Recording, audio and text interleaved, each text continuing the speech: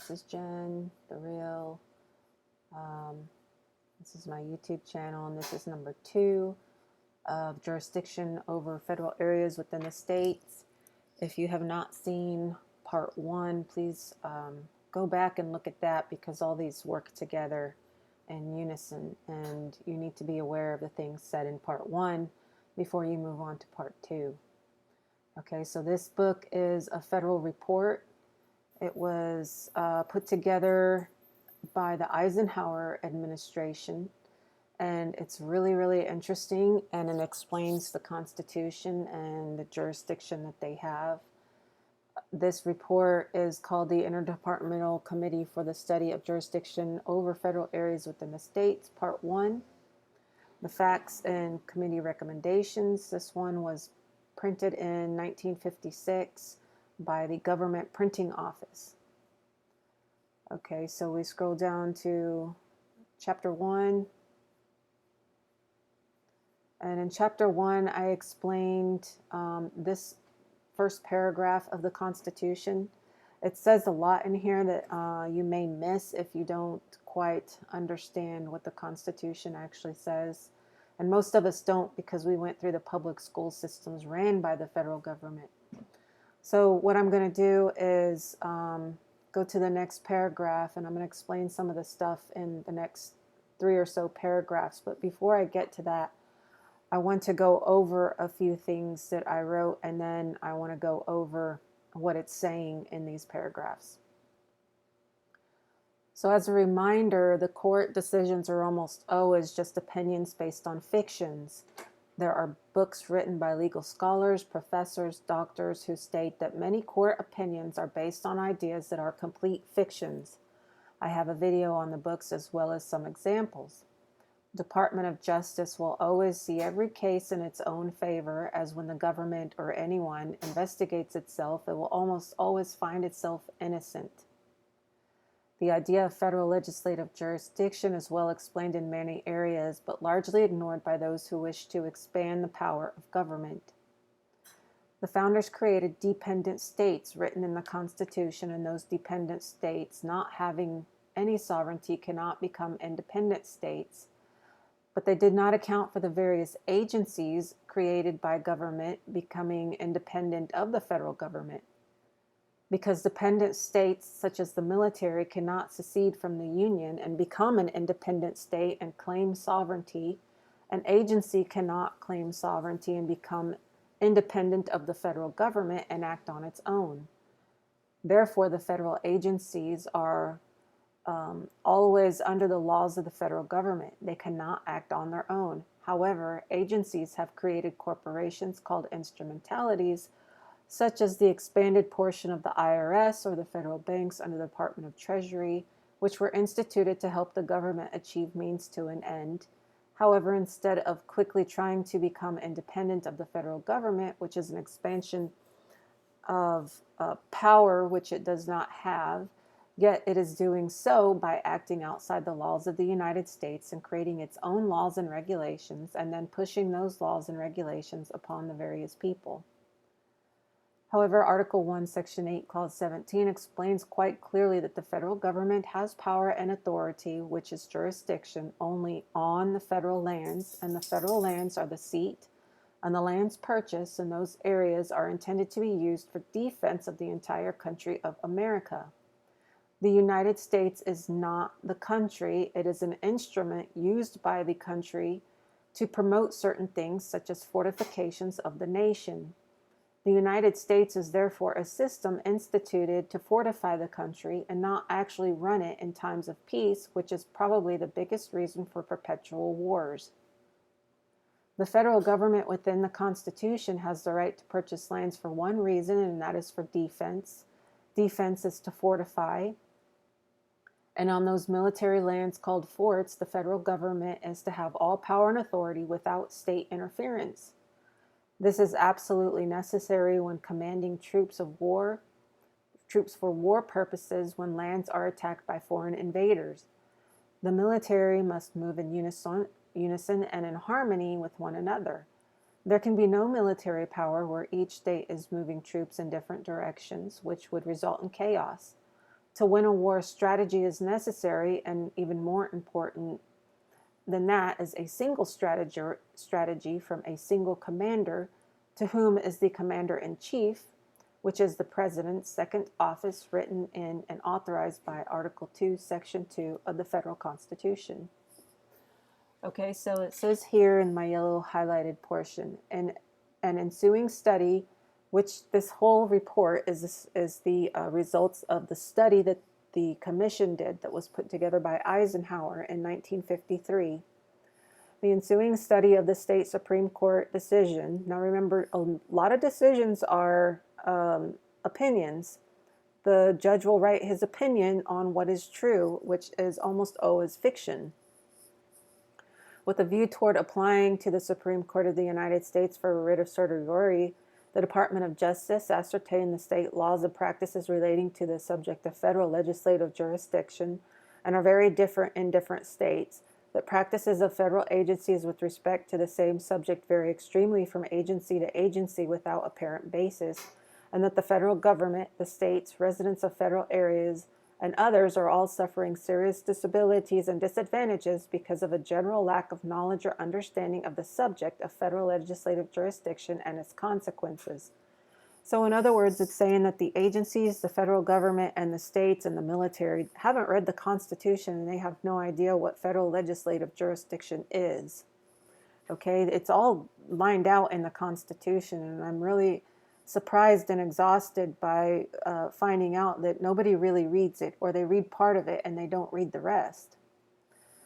So it's saying you have agencies from state to state doing different things. You have the federal areas and state to state doing different things. You have different states thinking that federal jurisdiction means one thing, or another state thinking it means something else. So it's basically just a big, huge, tangled weave of chaos. It continues with Article 1, Section 8, Clause 17. Now this is what people might refer to as the Bible Glock, or this hidden thing that everybody's looking for, the way out, okay?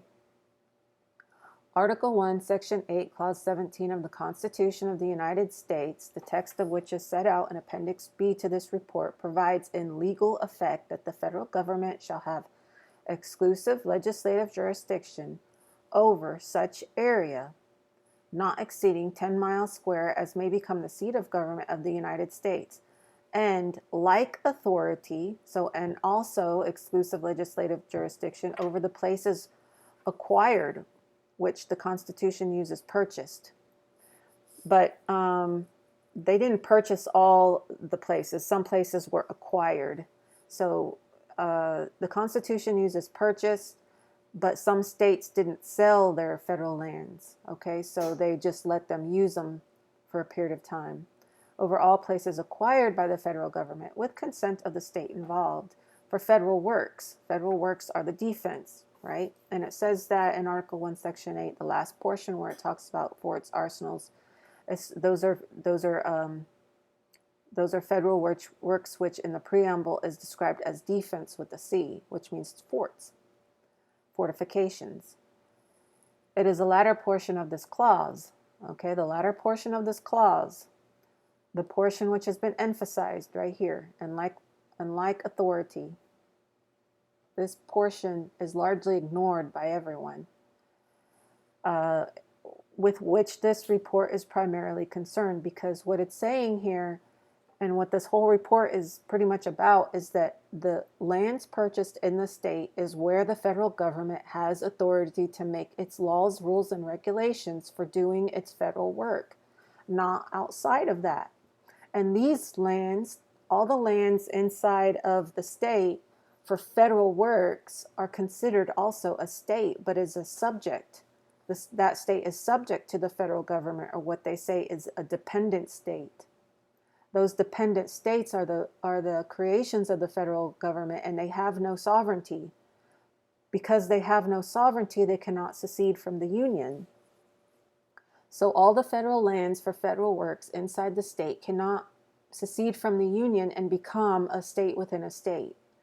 So those dependent states, those military reservations, cannot become sovereign and become a state by itself. So when it says states cannot secede from the Union, no, they cannot. But it's not talking about the independent state, which had sovereignty and created the federal government. It's talking about the dependent state, which are the military areas created by the federal government for military purposes or for federal works, it says. The status of the District of Columbia as a seat of government area referred to in the first part of the clause is fairly well known.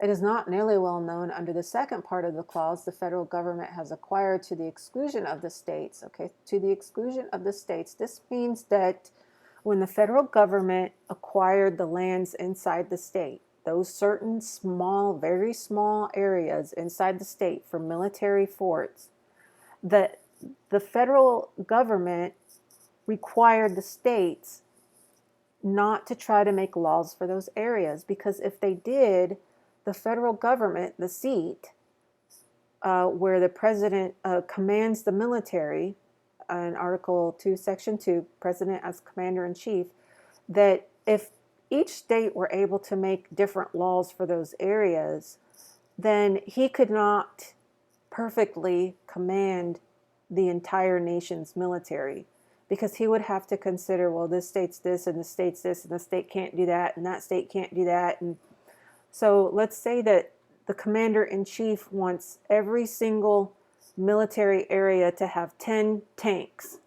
The states might come in and say, well, no, we don't want 10 tanks. We want 0 tanks. We don't want any tanks on our federal areas. Well, then you have a weakened military in one state. Okay, and the military is sort of like a socialist form of government, because they all get treated the same: 3 hots and a cot, uniforms, weapons, training. The pay is by scale, so the higher you go, the more you get. But if you're all a major, you all get major pay. If you're all a commander, you all get commander pay. So all the majors get major pay, all the commanders get commander pay, all the captains get captain pay. There's no, but with that increased pay comes increased responsibility. That's how the military works. And that's why a lot of veterans they know this stuff. They're very well aware of jurisdiction on federal lands for federal purposes. And that's why a lot of them act out against government, because they understand the difference between on a military post and off the military post, and who has an oath and who doesn't, and who's in service to the government and who's not. So free people are not in service to the government. You have to sign a contract to be in service to the government, which is what they make us sign when they want us to do all their taxes and their this and their that, and agree to register our businesses with them. And they tell us it's the law, you have to, and it's actually not. It's just if you're doing work with the federal government, then you have to, but you don't have to work with the federal government. Okay, and as you just keep this stuff in mind, and as we go along, hopefully it'll make more and more and more sense. Okay, because the federal government has a right to run the federal areas. They have a right to have people contract with them to help run the federal areas and supply services and products and things like that. So jurisdiction, such as it exercises with respect to the District of Columbia over several thousand areas scattered over the 48 states. See, several thousand areas scattered over the 48 states. So in each of the states, once the state joins the union, that star on the flag is not for the state that joined the union. That flag on the that star on the flag is a representation of military inside that state. And that's in a book on symbology. And it's the same for every country, almost every country around the world. So federal acquisition of legislative jurisdiction over such areas has made of them federal islands within states, which the term enclaves is frequently used to describe. While these enclaves, which are used for all the many federal governmental purposes, such as post offices, okay, the enclaves, the post offices are supposed to be on post. They also have post theaters. They have post parks. They have a lot of different things called post, but post offices is just one of them. And that doesn't mean just messenger services or letter carriers. That's all the offices on post, which there's many, because each officer normally would have his own office. And I had worked at Fort Leavenworth for years, and some of those buildings are from the 1800s, and they're still there, and they still use them. And yeah, so they're called post offices, and then each building has its own name. And then the federal post office for mail carriers, for carrying mail and stuff, is an office on its own. And usually for the civilians on post, it's a different office. But when you're mailing things through the federal post office for federal purposes, you just put it in an envelope, put their name on it and their office, their address, and just send it through the military post office. So there's a post office for military where you don't have to use a stamp, and then there's a post office for civilians to use where you purchase a stamp.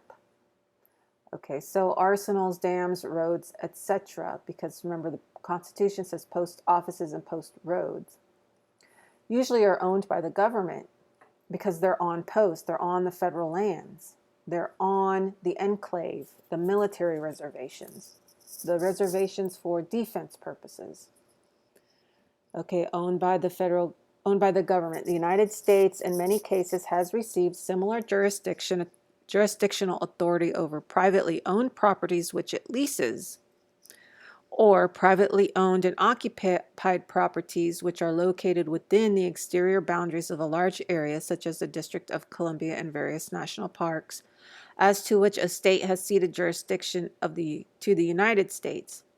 And there's also a section of land attached to Fort Leavenworth in Kansas that's owned by a private family, which they have the title to, that goes back for 100 or 200 years, and it's sort of right in the federal land. So the federal government then had to build roads around their property and allow them access to their property. So they would have to drive through the gate, the federal gate, to get onto their property, and then drive off post through the gate to get off their property.